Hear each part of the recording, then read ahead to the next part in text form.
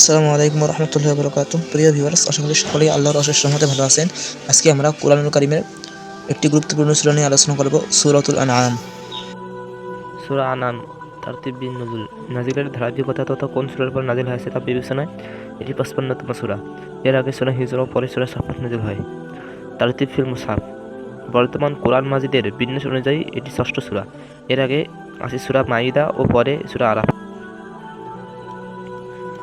এক নজরে আনাম সূরাটি হিজরতের আগের বছর নাজিল হয়েছে।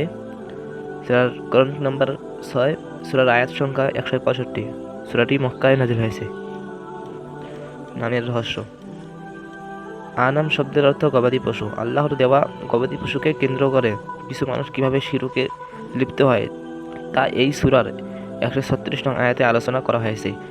এছাড়া ১৩৮ থেকে ১৩৯ নং আয়াতে দেখানো হয়েছে মুশরিকরা এই পশুগুলোকে কিভাবে হালাল হারাম হিসাবে ভাগ বাটোয়ারা করে।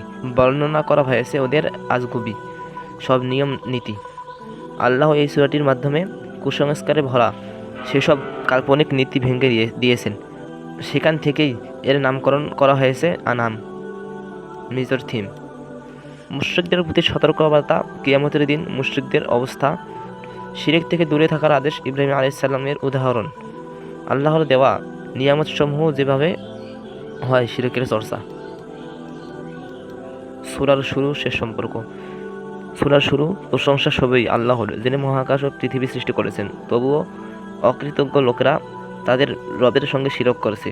আর সূরার শেষের দিকে বলা হলো, বলো আমার নামাজ, আমার সকল ভালো কাজ, আমার জীবন, আমার মরণ সবই মহাবিশ্ব অধিপতি আল্লাহর জন্য, তার কোনো অংশীদার নেই। অর্থাৎ শুরু শেষ মিলিয়ে এই সূরায় আল্লাহর একত্ববাদের নির্দেশ ও তার সাথে শিরক করতে নিষেধ করা হয়েছে। অন্য সূরার সঙ্গে সম্পর্ক। এই সূরার আগে সূরা হলো সূরা মাইদা, যার শেষে বলা হয়েছে আকাশ পৃথিবী সেসবের মাঝে যা আছে সবকিছু আল্লাহর রাজত্বর অধীন, তিনি সবকিছুর উপর ক্ষমতাবান। অনুরূপ আলোচনা করা হয়েছে এই সূরার শুরুতেও। প্রশংসা সবই আল্লাহর, যিনি মহাকাশ ও পৃথিবী সৃষ্টি করেছেন। তবুও অকৃতজ্ঞ লোকেরা তাদের রবের সঙ্গে শিরক করেছে। শানে নুজুল। নবুয়ত প্রাপ্তির পর থেকেই আল্লাহর রাসূল সাল্লাল্লাহু আলাইহি সাল্লাম এর নাওয়া খাওয়া বন্ধ হওয়ার জোগাড়। দিন রাত মক্কাবাসীদের দাওয়াত দিতে থাকলেন, কিন্তু মুশরিকরা কি আর সোজা পথ দেখতে পায়? তারা নবীজিকে নানাভাবে হেয় করতে লাগলো। কখনো কবি, কখনো জাদুকর, আবার কখনো বা মিথ্যাবাদী রটিয়ে দিল এরকম নানা কিসিমের গুজব। উপরন্ত কেউ ইসলাম গ্রহণ করলেই তার উপর শুরু হয়ে যেত কুরাইশদের রকমারি জুলুম। দিন দিন এই অত্যাচারের মাত্রা বাড়তেই লাগলো। ফলস্বরূপ এক সময় দেশ ছাড়তে বাধ্য হন বেশ কয়েকজন সাহাবী। আর ওই সময়টাতে আল্লাহ রাসূলকে সাহায্য সহযোগিতা করার মতনও কেউ ছিল না। আল্লাহ তাকে ধৈর্য ধরার উপদেশ দিলেন। ধৈর্যের বিনিময়ে তিনি অন্যান্য নবীকে বিজয় দিয়েছিলেন, মনে করিয়ে দিলেন সে কথা। আর এর অল্প কিছু সময় পরেই আশার আলো জ্বলে উঠে মদিনায়। মদিনার আওস ও খাজরাজ গোত্রের নেতারা এলেন, নবীজিকে মদিনায় সদরে বরণ করে নিলেন। আর ধীরে ধীরে মুসলিমদের সংখ্যা বাড়তে থাকে। সেখানে তৈরি হয় একটি মুসলিম রাষ্ট্র। নবীজি ওখান থেকেই অনেকগুলো যুদ্ধ পরিচালনা করেন। এক সময় মক্কা বিজয় হয়। আল্লাহ তার নবীকে দেওয়া ওয়াদা পূরণ করলেন। আল্লাহ এ সূরাটি নাজিল করে ওই সময়কার মুশরিকদের হালচাল তুলে ধরেন, ফুটিয়ে তোলেন ওদের নানা বিকৃতি ও অসারতা। শিরক বন্ধ করে এক আল্লাহর ইবাদত করতে বলেন, আর তা না করলে কঠিন শাস্তি হুঁশিয়ারিও দিয়েছেন। সেই সাথে মুসলিমদের দিয়েছেন আসন্ন বিজয়ের সুসংবাদ।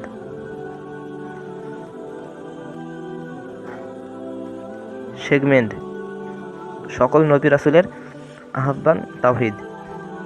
সকল নবী রাসূলকেই আল্লাহ তাআলা সঠিক পথ দেখিয়েছেন, আর সে পথ হলো তাওহীদের পথ। আইন তৈরির কর্তৃত্ব একমাত্র আল্লাহর। আল্লাহর সত্য ও ইনসাফপূর্ণ বাণী পাল্টে দেবার ক্ষমতা কারও নেই। নতুন করে আইন বানানোর ক্ষমতাও আর কাউকে দেওয়া হয়নি। তাওহীদ শিরক দ্বন্দ্বের সার কথা। আমার নামাজ, আমার যাবতীয় ভালো কাজ, আমার জীবন, আমার মরণ সবই আল্লাহর জন্য।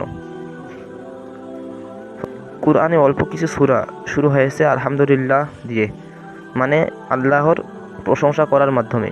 সূরা আনাম সেগুলোর একটি, বাকিগুলো হলো সূরা ফাতিহা, সূরা কাহাফ, সূরা ফাতির, সূরা সাবা। নবীজি সাল্লাল্লাহু আলাইহি সাল্লাম বলেছেন, যে ব্যক্তি কোরআনের প্রথম 7টি সূরা আঁকড়ে ধরে সে জ্ঞানী। কাজ অ্যান্ড ইফেক্ট। সকল ক্ষেত্রে আল্লাহর বিধান মেনে নিলে আল্লাহ মানুষের অন্তরকে দুশ্চিন্তা মুক্ত ও উদার করে দেন। গতিপথ। তাওহীদ, মহাকাশ ও পৃথিবী এবং এগুলোর মধ্যে যা কিছু আছে, আল্লাহ সে সব কিছু একমাত্র মালিক। আর নিয়ম তো একটাই, মালিকের আদেশ অনুযায়ী গোলামরা চলবে। রিসালাত, রাসূল পাঠিয়ে আল্লাহ আগে মানুষকে সতর্ক করেন, বারবার তাগিদ দেন এক আল্লাহর ওপর ঈমান আনার। এরপরেও ঈমান না আনলে তখন আযাব পাঠান। মুশরিকদের কর্মকাণ্ড। মুশরিকরা নিজেদের মন গড়া নিয়ম নীতি তৈরি করে হালালকে হারাম করে, আর সেসব মন গড়া রীতিকে আল্লাহর আইন বলে চালিয়ে দেয়। পরিণতি। কিয়ামতের দিন মুশরিকদেরকে শক্ত করে ধরা হবে। তখন তারা বলবে, আল্লাহর কসম, আমরা কখনো শিরক করিনি।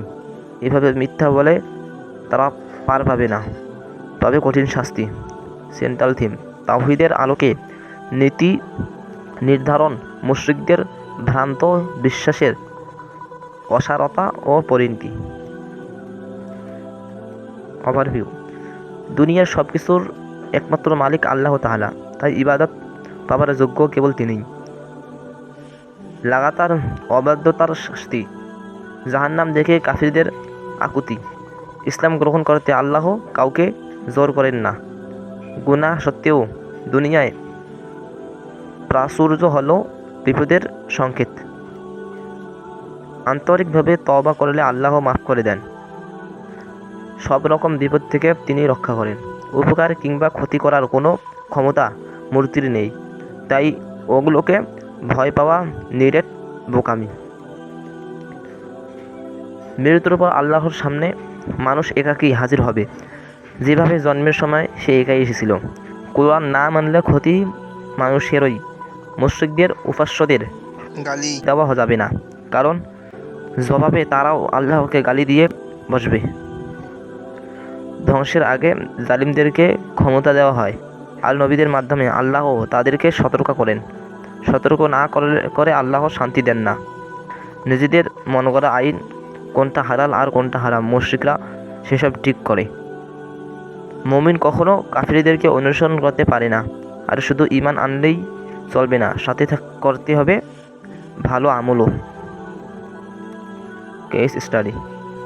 মানুষ যখন দিনের পর দিন আল্লাহ তার বিধানকে প্রত্যাখ্যান করে, তখন তার ফলাফল হয় খুবই ভয়াবহ। এদের অন্তরের ওপর তখন আল্লাহ পর্দা টেনে দেন, ফলে এদের চিন্তা শক্তি নষ্ট হয়ে যায়। এরা সত্যকে সত্য আর মিথ্যাকে মিথ্যা হিসেবে ধরতে পারে না, ফলে এরা হয়ে ওঠে আরও বেপরোয়া, আরও উদ্ধত। খেয়াল করলে দেখবেন দুনিয়াতে বাতিলদের গলার আওয়াজই বেশি চড়া হয়। অহংকারে এদের ঘাড়ের রগ ফুলে ওঠে। ভুল করার পর এরা কোনোভাবেই সেখান থেকে ফিরে আসে না, নিজেদের ভুলও কখনো স্বীকার করে না। তাই আমাদের নিজেদের সাবধান হওয়া ভীষণ প্রয়োজন। কোনো ভুল হয়ে গেলে সেটা স্বীকার করে নিতে যেন আমরা সংকোচ না করি, অহংকারের বশে সত্যকে যেন অস্বীকার করে না বসি। রিফ্লেকশন তাদাব্বুর। এই সূরার 116 নং আয়াতে আল্লাহ তার রাসূল সাল্লাল্লাহু আলাইহি সাল্লামকে বলেছেন, তুমি যদি দুনিয়ার বেশিরভাগ লোকের কথা মতো চলো, তাহলে তারা তোমাকে আল্লাহর পথ থেকে সরিয়ে ভুল পথে নিয়ে যাবে। তারা কেবল আন্দাজ অনুমানের অনুসরণ করে আর কেবল ধারণা করে কথা বলে। হাল আমলে দুনিয়ায় প্রায় সব দেশেই গণতন্ত্র মানে, আর গণতন্ত্রের মুদ্রা কথা মোটামুটি সবারই জানা।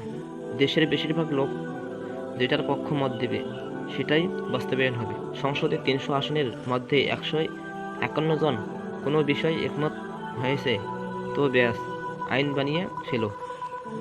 অথচ আল্লাহ তাআলা কোরআনে স্পষ্ট করে বলেছেন, বেশিরভাগ লোক আন্দাজ অনুমানের অনুসরণ করে, তাই অধিকাংশের মতামত কখনো ঠিক বেঠিক মাপকাঠি হতে পারে না। মূর্খরা সব একজোট হয়ে সিদ্ধান্ত একটা নিয়ে ফেলবে, তারপর চাপিয়ে দেবে বাকি সবার ওপর। তাহলে সমাধান কি?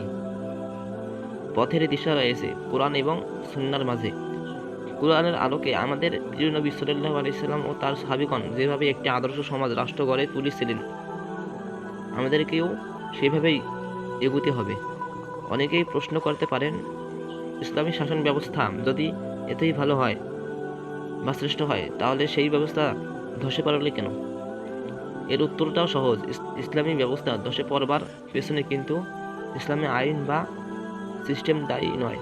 দায়িত্বশীলদের উদাসীনতা, রাজনৈতিক অবক্ষয় এর প্রধান কারণ। কিন্তু গণতন্ত্র এমনই এক জঞ্জাল, এখানে আপনি যত ভালো মানুষকেই ক্ষমতায় বসান না কেন, দিন শেষে সে স্বৈরাচারী হিসেবে বেরিয়ে আসবে।